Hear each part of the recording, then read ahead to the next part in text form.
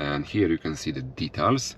Yesterday I got even over 50 kilowatts hour per 100 miles. The things get even wider. The level jumped from 91, unfortunately, is a bit too sensitive. For your own safety, never activate it. Hello and welcome to my channel and another episode with XPENG G6. In today's video I will take you on the road and I will tell you something about my driving experience in this car. Also we're gonna talk about the fast charging, about the energy consumption and about the noise inside the cabin.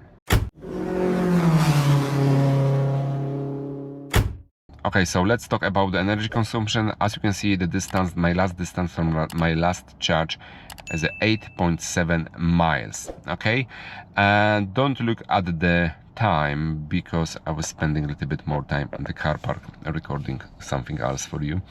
And the average energy consumption was 27.3 kilowatts hour per 100 miles.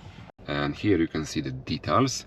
So it start about 100 miles, 20 miles and 2.5 miles. Anyway, just take a look at the radar, how the radar recognizes the people and other vehicle. Very nice, I like it. This car is like diesel car.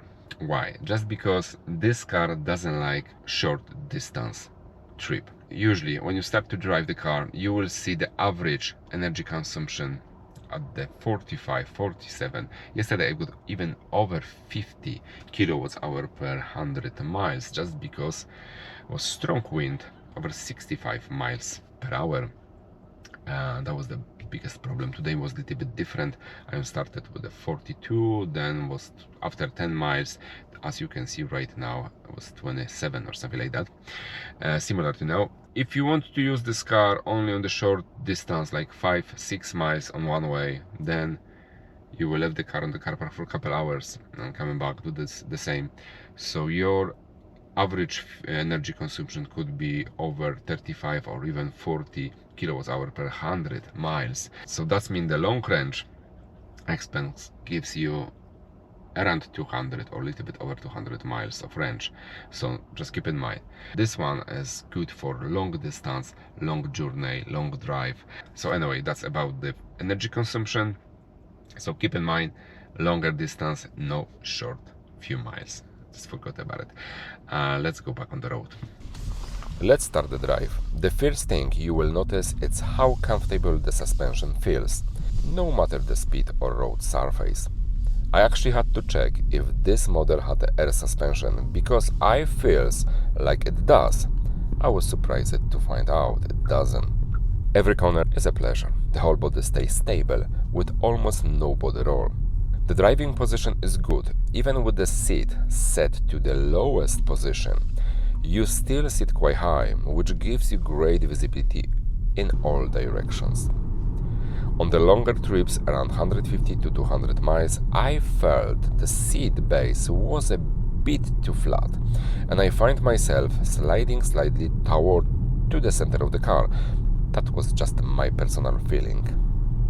I had the pressure of driving the worst weather Scotland can offer: strong wind, heavy rain and low temperatures.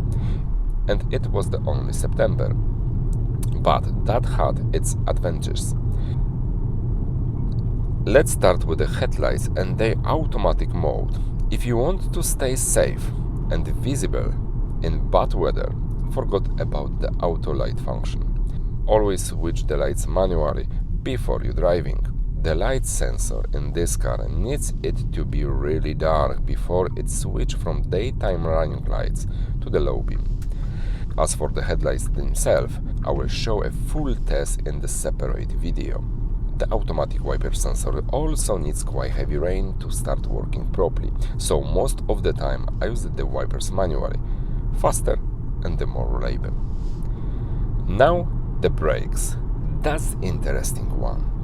In the menu of this car, you can choose between few brakes pedal settings, including one called Comfort.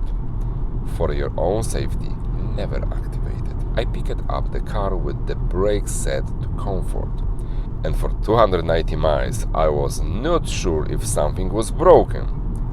It feels like driving a very old car with a worn out brake. Avoid it at all costs. Just stick to normal or sport. Those work perfectly. So the XPENG also gives you the feature like a Xpilot, and the Xpilot works well, but you should use the Xpilot mostly on the motorway. So let's go on the road and let me tell you something about it. You can see how to activate the cruise control and Xpilot in one of my shorts at my channel. Now let's focus how this system actually works in the different driving conditions. The perfect place for Xpilot is the motorway. The car keeps its line and steers itself smoothly through every curve. The only thing you need to do is lightly touch the steering wheel every 10 or 20 seconds to keep the system active. The adaptive cruise control adjusts your speed either to what you have to set or to the vehicle ahead. Unfortunately, it's a bit too sensitive.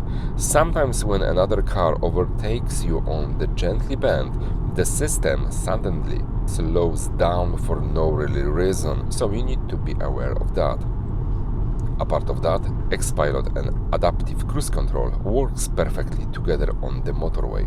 But what about the other types of road? Well, that's a different story. Using the adaptive cruise control on the road like the one you see now, it's at your own risk.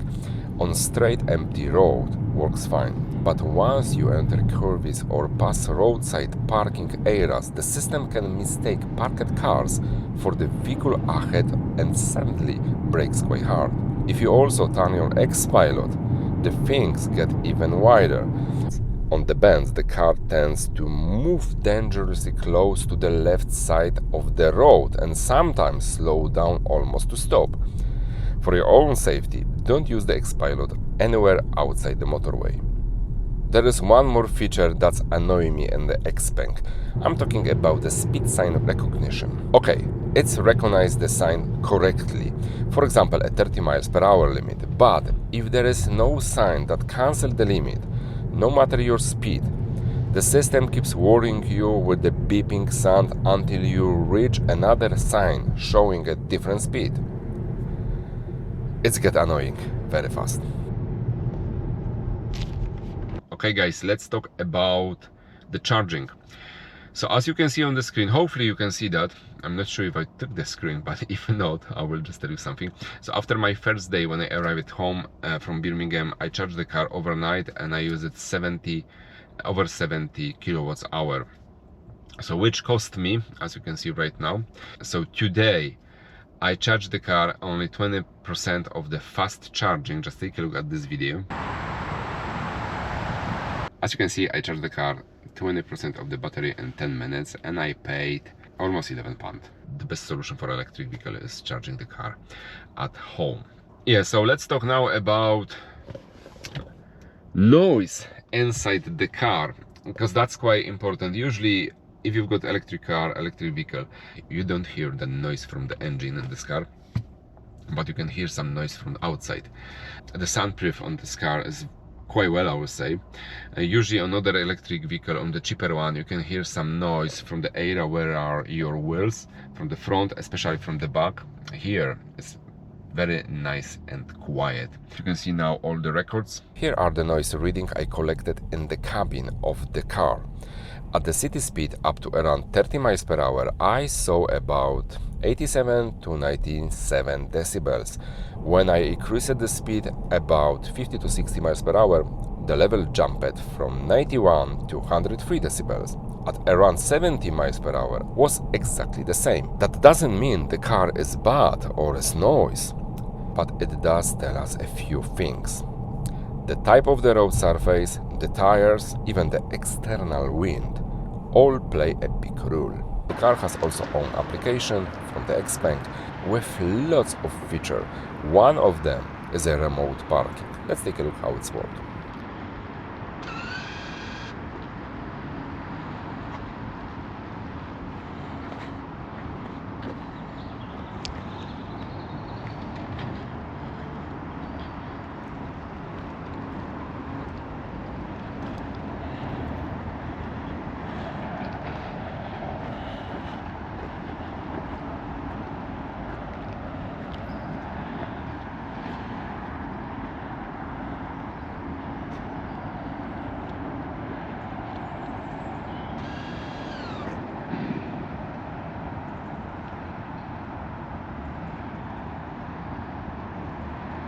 Alright guys, and that's all about my driving experience in XPENG G6. Please let me know in the comment below what you think about everything what I told you today.